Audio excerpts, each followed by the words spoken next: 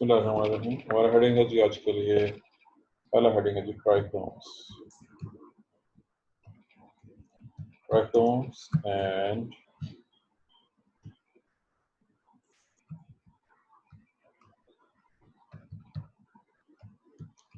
Epidermal appendages. ये हमारा main heading है। आपकी बुक्स में डायग्राम बनेंगे। डायग्राम बहुत सिंपल है, इसकी डायग्राम में कोई कॉम्प्लिकेशन नहीं है, सिर्फ वजाहत की जरूरत होगी। मैं डायग्राम ड्रा करने लगा हूँ। आपके पास जो भी बुक्स हैं उन बुक्स को देखिए। और पहले इसका लफ्ज़, ये लफ्ज़ क्या है, किस चीज़ को शो करता है। ट्राइकोम के लफ्ज़ से आप पहले से वाकिफ हैं। ये लफ्ज़ याद रखिएगा, एक लफ्ज़ का एक तो ज़ाती मीनिंग होते हैं और एक उसकी बाई डेफिनेशन। ये भी याद रखिएगा, एक ही चीज़ खासकर एक ही साइंस के अंदर या डिफरेंट साइंस में, डिफरेंट टेक्स्ट में मीनिंग डिफरेंट हो सकते हैं। आप लोगों ने ट्राइकोम का लफ्ज़ पहली बार जब पढ़ा है, बायोलॉजी की बात कर रहा हूँ, बायोलॉजी के रेफरेंस से, तो आपने इसको ब्लू ग्रीन एल्जी में पढ़ा हुआ है, सेमेस्टर 1। जब आप ब्लू ग्रीन एल्जी को स्टडी कर रहे थे, ब्लू ग्रीन एल्जी के और भी नाम पढ़ चुके हैं, वहाँ भी ट्राइकोम का नाम आया हुआ है। ये एक स्ट्रक्चर है जी, और इसके अंदर ये सेल्स हैं।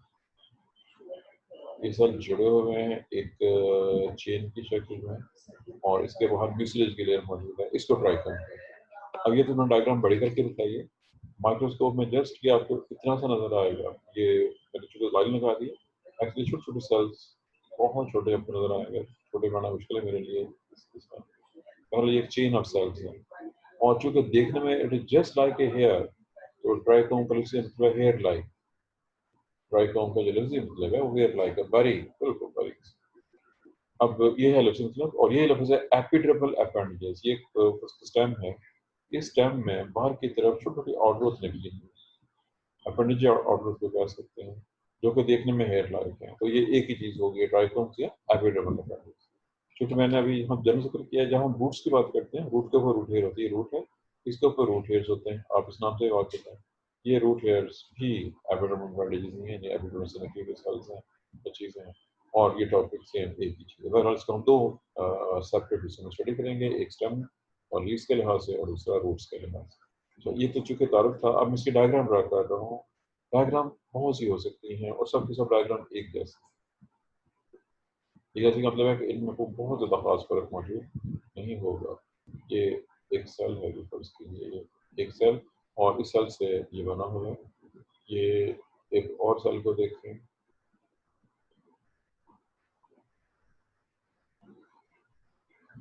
दो हो गए। अब एक और सेल को देखिए, इनमें एक डिफरेंस भी है, तीन हो गए। और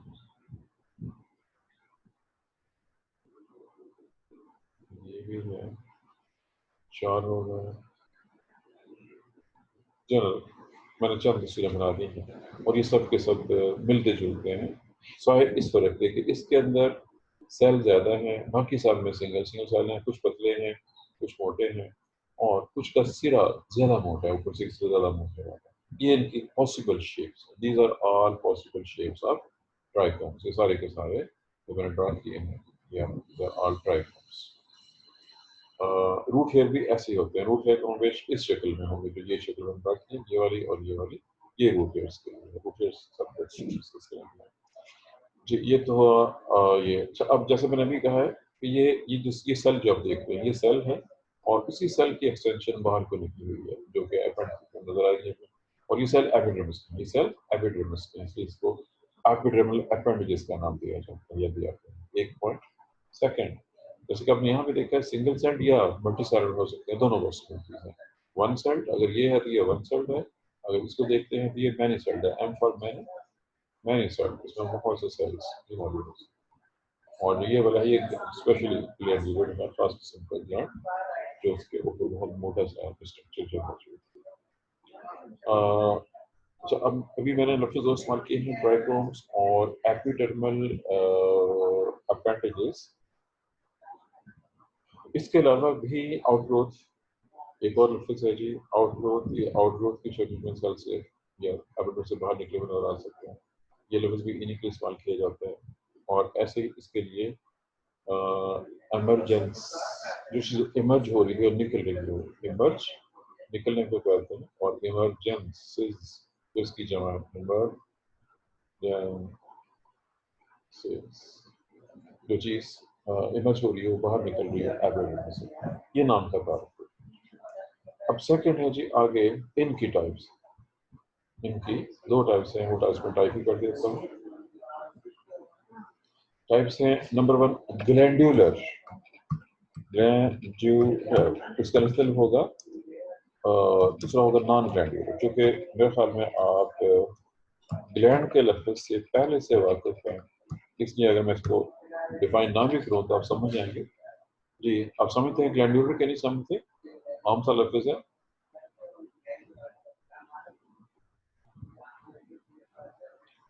जी क्लास में से कोई पढ़ा लिखा बच्चा लीजा नहीं है तो लगता है सब बाकी सो रहे हैं।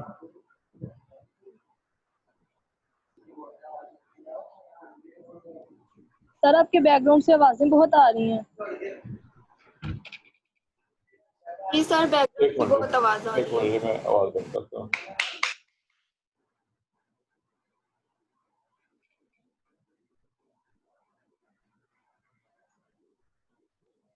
Sir glandular means relating to glands. दोबारा बोलिए शादी, आप क्या कह रहे हैं? सर ग्लैंडुलर यानी जिसका ताल्लुक ग्लैंड से हो, रिलेटिंग टू ग्लैंड्स। जी ठीक है, और ग्लैंड क्या होता है? आपने मुझे बता दिया कि इसका मीनिंग क्या है, लेकिन ये ग्लैंड होता क्या है? What is the gland?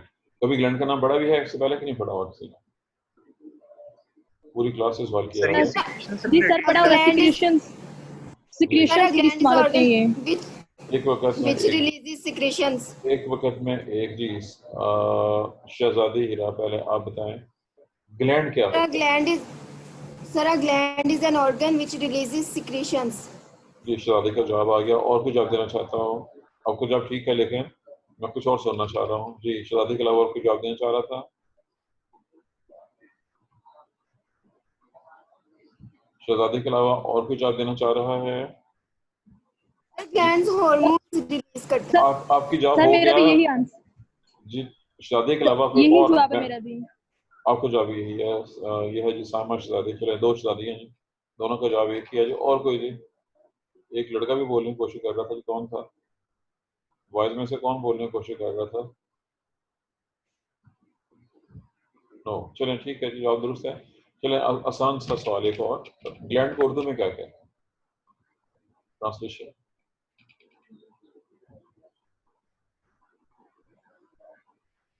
जब तक आप जवाब देंगे दूध। तब तक मैंने वो लिख दिया है। लिखने में बहुत टाइम लगता है, बोलने में क्योंकि माउस का लिखने में बहुत ज़्यादा लंबा टाइम लग जाता है। एनीवे, जैसे एनिमल्स की बॉडी में, आपकी बॉडी में सैलरी ग्लैंड्स हैं, थायराइड ग्लैंड है, पिट्यूटरी ग्लैंड है। प्लांट्स के ग्लैंड जरा कुछ और तरह के होते हैं। अब आगे बहरहाल ये है जी ग्लैंडुलर और नॉन ग्लैंडुलर, दो किस्म के एपेंडिजेस हैं। ग्लैंडुलर वो ग्लैंड जिनमें से स्क्रीशन निकलती है, हमसे कोई केमिकल निकलता है, जबकि नॉन ग्लैंडुलर जो सिर्फ आउटर होता है लेकिन उससे निकलता कुछ नहीं। अब निकलने के लिहाज से इनकी आगे बहुत सी टाइप्स हैं, और हमने पहले उन्हीं टाइप्स को ही स्टडी करना है जो ग्लैंडुलर हैं, जिनमें से कोई केमिकल कोई स्क्रीशन निकलते हैं। ये स्क्रीशन चूंकि बहुत सी हो सकती हैं, इसलिए उसी के लिहाज से इनकी आगे टाइप्स बनाई गई हैं। मिसाल के तौर पर फर्स्ट वन जो सबसे मशहूर है और हम इसको पढ़ चुके हुए हैं, ये लफ्ज़ आपको याद आ जाएगा सुनते ही, नेक्टर सेक्रेटिंग। नेक्टर क्या होता है? चूंकि आपने नेक्टर पढ़ा हुआ है, नेक्टर फूलों के जूस को कहते हैं हम रूटीन में। ये चीनी का सोल्यूशन होता है। नेक्टर एक्चुअली जो है शुगर सोल्यूशन होता है, और इसी से शहद बनता है। शहद की मक्खियाँ से शहद बनाती हैं। चुनाचे बहुत से फूलों के अंदर वो पौधे जिनमें फूल हैं, और खूबसूरत फूल, रंगदार फूल, खुशबू वाले फूल, ऐसे फूलों में ही नेक्टर होता है। और इसी नेक्टर की तरफ हनी बीज और बटरफ्लाई और अदर इंसेक्ट अट्रैक्ट होते हैं। और ये हम नेक्ट्रीज को हम बहुत डिटेल के साथ पढ़ चुके हैं जब हम फ्लावर को स्टडी करते हैं।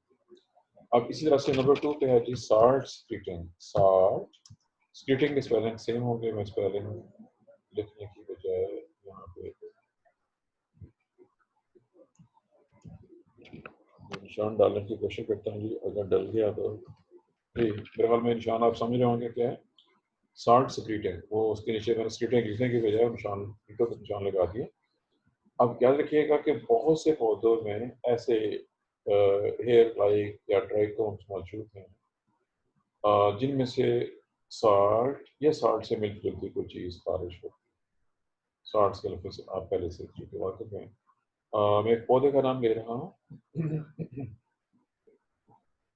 पौधे का नाम है जी साल्टवर्ट। ये पौधे का नाम है साल्टवर्ट। ये पौधे का नाम है जिसमें ये ग्लैंड मौजूद हैं। उर्दू में स्लोनी बूटी या स्लूनक बूटी का नाम देते हैं इसको, जिसमें से नमक खारिज होता है। नमक साल्ट, ये ज़ालकमरी आम साल्ट, ये कोई भी साल्ट हो सकता है जो पौधा खारिज करना चाह रहा है। हमारा अगला हेडिंग है, ये तो बहुत ही कॉमन है जी, आप इसमें गड़बड़ हो गई, गड़बड़ हो गया थोड़ा सा, काफी होना चाहिए था।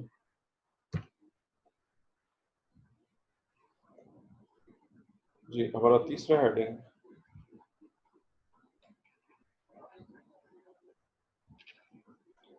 म्यूसिलेज। आप इस नाम से वाकिफ हैं, म्यूसिलेज।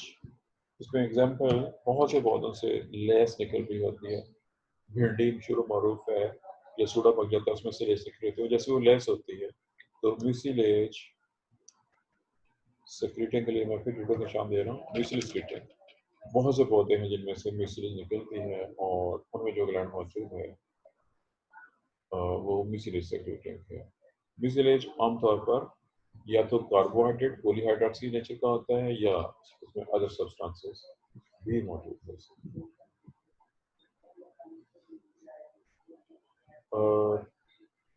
जी जी, अब इसकी चूँकि टाइप्स बहुत सी हैं और भी हैं, चंद एक जो ज़्यादा इम्पोर्टेंट हैं उनका जिक्र करने लगा हूँ मैं अब इसी के अंदर जी, क्योंकि स्पेस थोड़ी है और टॉपिक लंबा है। एक बहुत मशहूर किस्म के पौधे हैं और लफ्ज़ है स्टिंगिंग सेल। स्टिंगिंग सेल्स, मैंने स्टिंग सेल कब से लिखा।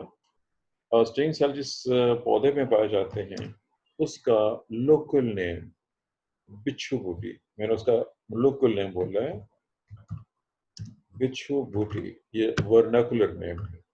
और जो बिच्छू बूटी है लोकल नेम पौधे का, ये एक से ज़्यादा पौधे हैं जो इसी किस्म के, इनके ऊपर छोटे छोटे आउटग्रोथ होती हैं, जिसम से टच कर जाए तो खराश पैदा करते हैं और उसमें जलन होना शुरू हो जाती है, इसलिए इसको बिच्छू के रेफरेंस से ये वाला नाम दिया गया हुआ है। चूंकि इसकी स्पीशीज एक ज़्यादा, मैं सिर्फ एक जिनस का नाम लिख रहा हूँ। एग्जाम्पल उसकी है अर्टिगा यूरेंस। ये मैंने उसका, ये याद रखिए ये दो जगह पे चला गया ना, इसको अगर इकट्ठा कर दें तो क्या होगा, ठीक होगा।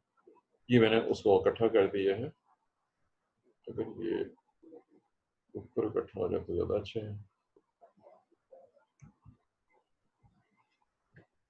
लेट मी ट्राई है, ये भी उसी में आ जाए जी।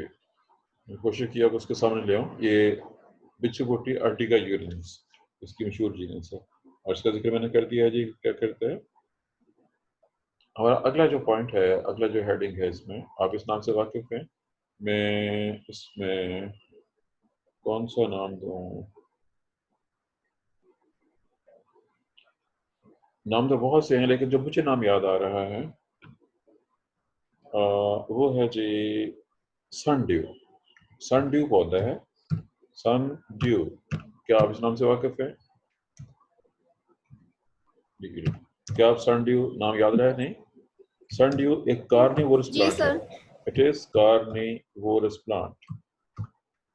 कार्निवोरस, ये कार्निवोरस गोश्तखोर पौधा है और ये इंसेक्ट्स को खाता है। मैं इसकी डायग्राम भी बना देता हूँ। इंसेक्ट्स को ये खाता है। पहला सनड्यू एग्जाम्पल है कार्निवोरस प्लांट्स की और इंसेक्ट खाना इसका मशगला है। मैं इसकी तस्वीर यहाँ ड्रा कर रहा हूँ जी। तस्वीर को बाज़ा कर रहा है। ये है जी, ये रफ स्केचेस। ये पत्ता है, इस पत्ते के ऊपर ये आउटग्रोथ निकली हुई है और इन आउटग्रोथ के सिरे ऐसे मोटे मोटे हैं।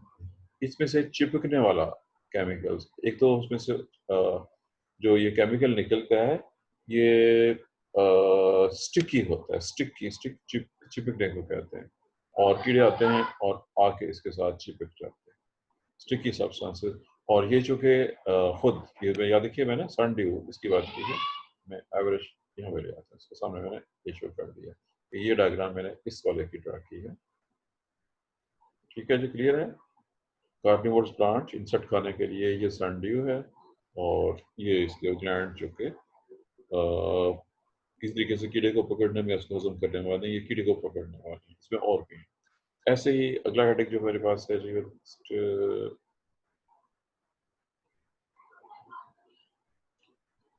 ये मे बी कि आप इससे वाकिफ हैं कि वाकिफ नहीं हैं। केमिस्ट्री का लफ्ज़ है टर्पीन्स या टर्पीनाइड्स।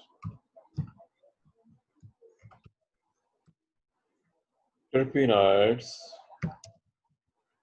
टर्पीनाइड्स या टर्पीन एक ही चीज़ है। टर्पीन या टर्पीनाइड्स, टर्पीन से मिलते जुलते कंपाउंड्स।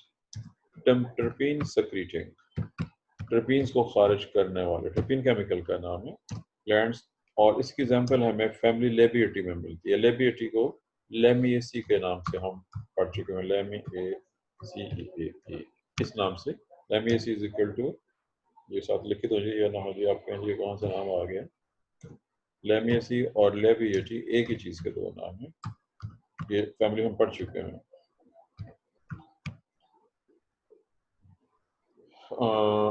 ये हो गया जी टॉपिक हमारा।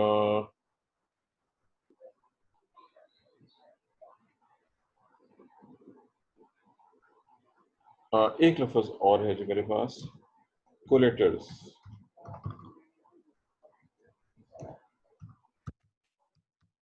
ये कुछ पौधों के अंदर, जिसमें एग्जाम्पल जो है वो रोज और कुछ और, उनके बर्ड स्केल्स के ऊपर ये भी म्यूसिलेज पैदा करने वाले glands. These are also gland which produce mucilage. ये है जी most important types of glandular trichomes, जो कि मुख्तलिफ पौधों के अंदर मुख्तलिफ केमिकल्स पैदा करते हैं और उनके अपने अपने डिफरेंट फंक्शंस।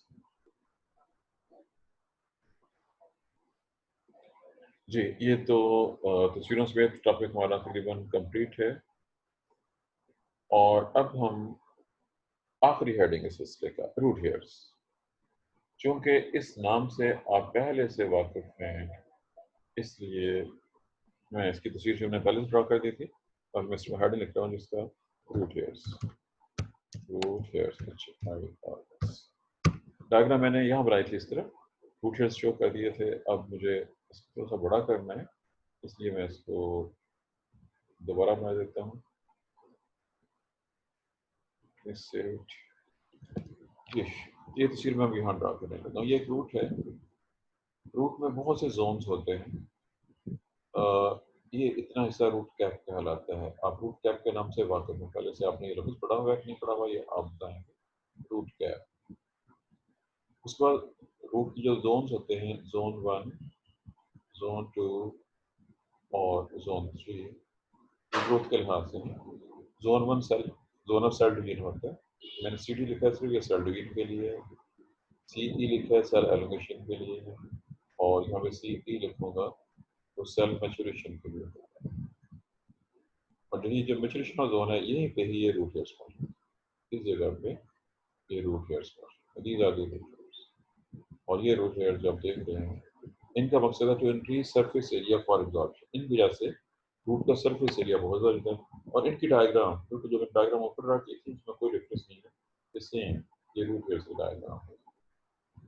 ये भी एफिडेबल एविडेंस है, एविडेंस कुछ आउटवर्ड बाहर की तरफ निकली हुई है, और ज़्यादा बाहर मिट्टी होती है जहाँ से ये वाटर और सॉल्ट्स एब्जॉर्ब करके पौधे को ब्रेड करते हैं। इस लिहाज से रूट हेयर्स पौधे के लिए बहुत इंपॉर्टेंट है। जैसे पौधे का एब्जॉर्ब करने वाला एरिया बहुत ज़्यादा हो जाता है, यानी रूट, उसके जोन और उसके साथ ही ये दिखाइए हैं, और इसके साथ ही हमारा ये वाला टॉपिक कंप्लीट हो गया।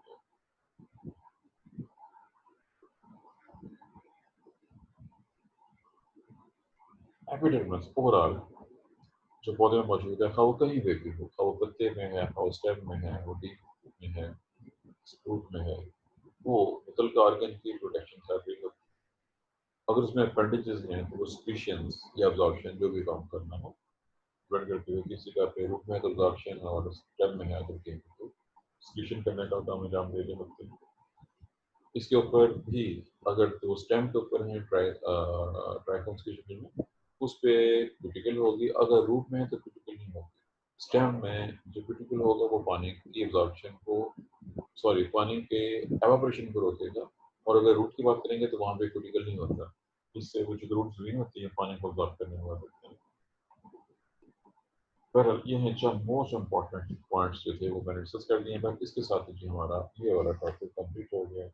यहाँ तक अगर आपके पास कोई क्वेश्चन है और आप क्वेश्चन पूछना चाहते हैं तो ठीक है, अदरवाइज फिर हमारा दूसरा क्वेश्चन स्टार्ट होगा जो कि स्टोमेटा, जो कि चैप्टर का सबसे अहम और लेंथी टॉपिक भी है। Stomata, types of stomata, function और उसकी डिटेल्स। ये कोई क्वेश्चन है तो आप पूछ सकते हैं, अदरवाइज इसको क्लीन करके नेक्स्ट टॉपिक में जाएंगे। किसी का कोई क्वेश्चन नहीं है?